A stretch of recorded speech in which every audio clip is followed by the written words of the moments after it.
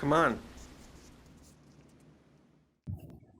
Hi, welcome to another episode of 3D Time Traveler. I'm Greg, coming to you from Ruins Park in Glen Rock, Pennsylvania. It's a real beautiful place. I'm going to show you around here a little bit.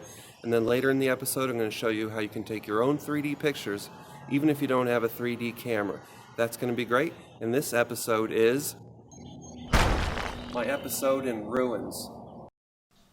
So this is Ruins Park in Glen Rock, Pennsylvania. It's a pretty cool place. They do a farmer's market on alternating weekends. They do a beer festival once a year. They have concerts. People even get married here, if you can believe that. Rest of the week, it's pretty much a skate park, place for teens to hang out and be all angsty. Beyond that, it's a really cool place to shoot 3D. So I think if you asked 10 photographers if they'd rather shoot in a brand new shiny lobby or an abandoned mental institution, they'd probably pick the grungy mental institution. And I'm not sure exactly why that fascination is there, but I know I feel it. There's a lot of reasons put forth why. I mean, they even gave it the term ruins porn. Maybe it's that we like to look at past civilizations and say, hey, they weren't so hot, their stuff didn't last. For me, it feels more like Ash Wednesday, just that this is to prove that you are just dust. And maybe it's just that people are really interested in history.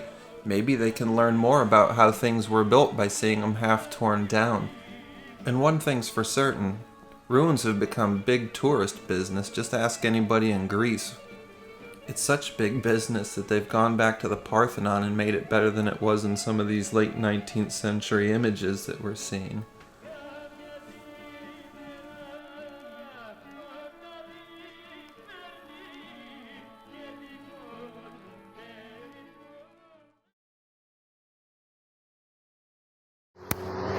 So anyways, I mentioned that you can take your own 3D pictures even if you don't own a 3D camera.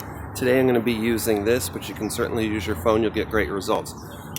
First thing you want to do is remember that you're taking two pictures. One's supposed to be your left eye, one's supposed to be your right eye.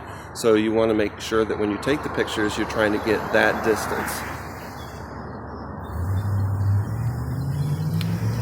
So I take that one. I move slightly.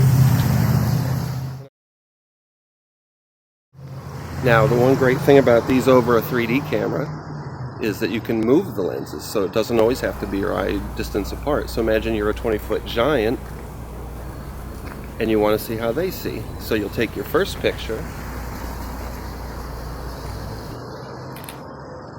and you'll move way over.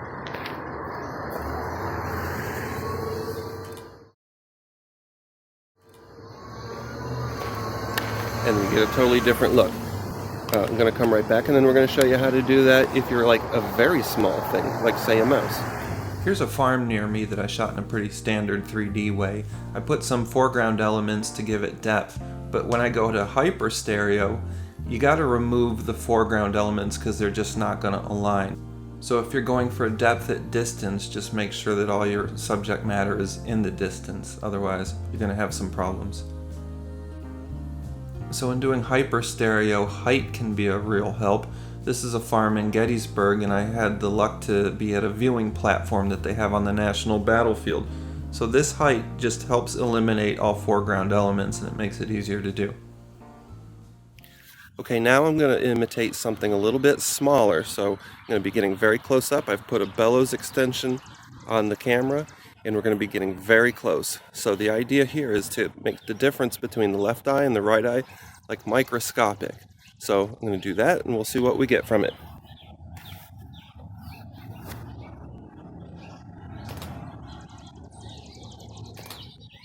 Let's see what we got.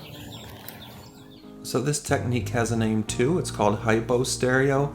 A lot of challenges with this just because you're so close up. You have to be very careful about keeping your distance the same between shots. Also make sure you're shooting something that's not going to move because you're going to have a lot of problems in Photoshop if you don't follow these guidelines.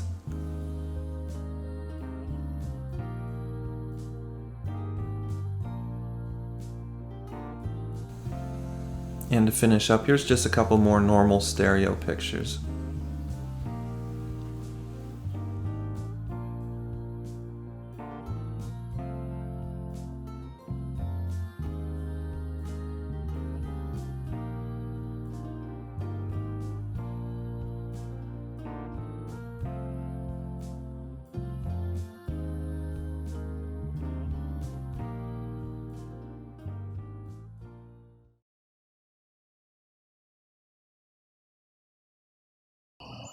Thanks for tuning in today. When you come back next time, we're going to be looking at baseball. I've got some really interesting things, the 1953 Viewmaster set, and then some even older stuff that's going to really surprise you. So stay tuned.